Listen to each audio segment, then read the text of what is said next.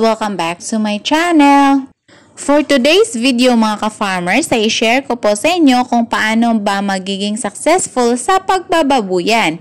Pero bago po tayo magsimula mga ka-farmers, para sa ating mga ka-farmers na baguhan pa po sa ating channel, mag-subscribe na po kayo at i-click ang notification bell para kayo po ay palaging updated sa ating mga bagong farming tutorials na i-upload. While magpapakain tayo mga ka-farmers, gusto ko namang i-share sa inyo kung paano ba magiging successful sa pagbababuyan.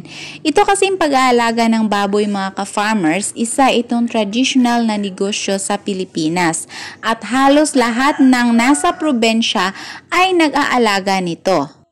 First, let us know kung ano ang mga advantages sa pag-aalaga ng baboy. Ang una mga ka-farmers ay mabilis lumaki ang baboy.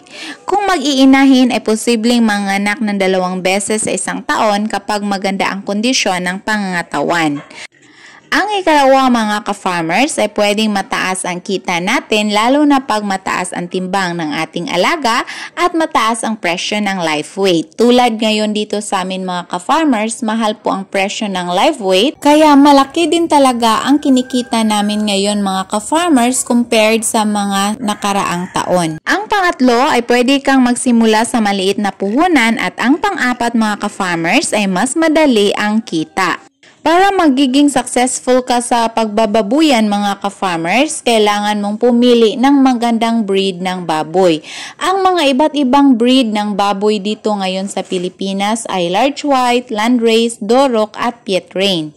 Ang mga baboy na ito mga ka-farmers ay known po sila na mabilis lumaki at bumigat mga ka-farmers at lalo na po kung gagawing inahin, mas maraming biik ang maiproduce. Ang ikalawang dahilan para maging successful ang babuyan mga ka-farmers ay ang magandang location ng inyong babuyan.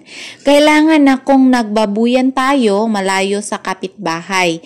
Isa kasi sa rason na mapahinto ang ating babuyan mga ka-farmers kapag malapit sa kapitbahay. So, alam nyo na po ang rason, mabaho or hindi natin alam na meron din silang ibang reasons kung bakit magrereklamo po sila. So, may posibilidad talaga na mahihinto yung ating negosyo. Kailangan din mga ka-farmers na meron tayong magandang supply ng malinis na tubig.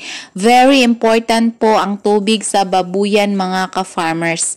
I remember, meron kaming kakilala na meron siyang babuyan sa bukid pero walang tamang supply ng tubig mga ka-farmers kaya nag-iigib sila ng tubig sa ibaba at kailangan pa nilang gumastos ng gasolina mga ka-farmers. So, additional expense na po yung pagbibili palagi ng gasolina para makaigib ng tubig mga ka-farmers. So, kung meron tayong babuyan, dapat i-foresee po talaga natin yung tubig na yung lugar na paglalagyan natin merong sapat na supply ng tubig. Ang ikatlong dahilan para magiging successful sa pagbababuyan mga ka-farmers ay ang pagkakaroon ng tamang kulungan ng baboy.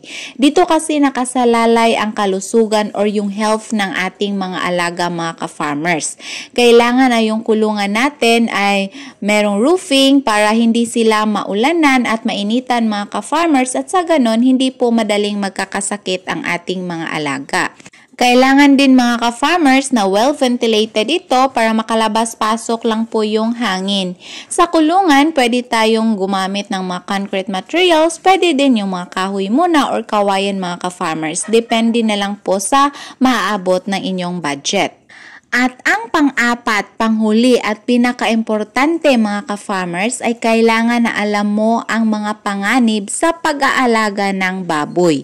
Ang kadalasang panganib sa babuyan mga ka-farmers ay ang sakit, bagyo at ang pagbaba ng presyo ng live weight. Lalo na po itong sakit at pagbaba ng presyo ng live weight mga ka-farmers, kung nagbababuyan ka, ma-encounter mo po talaga ito. So, kailangan na magiging ready ka sa mga panganib na ito para kung maranasan mo ito mga ka-farmers, hindi ka makadecide na hihinto.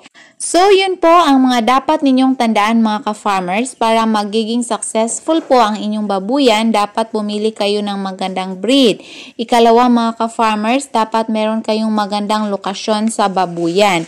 Ang pangatlo mga ka-farmers ay ang pagkakaroon ng tamang kulungan ng baboy at ang pang-apat ay dapat alam mo ang mga panganib sa pag-aalaga ng baboy. So yan lamang po mga ka-farmers ang maishishare ko for today's video. Sana po ay palagi ninyong subaybayan ang channel natin sa pamamagitan ng pag-subscribe at pag-click sa bell button para kayo po ay palaging updated sa ating mga bagong farming tutorial na i-upload. Huwag nyo lamang pong kalimutan na mag-like, comment at share para malaman din ay iba nating mga ka-farmers. Thank you for watching. Happy farming. God bless everyone. Bye-bye.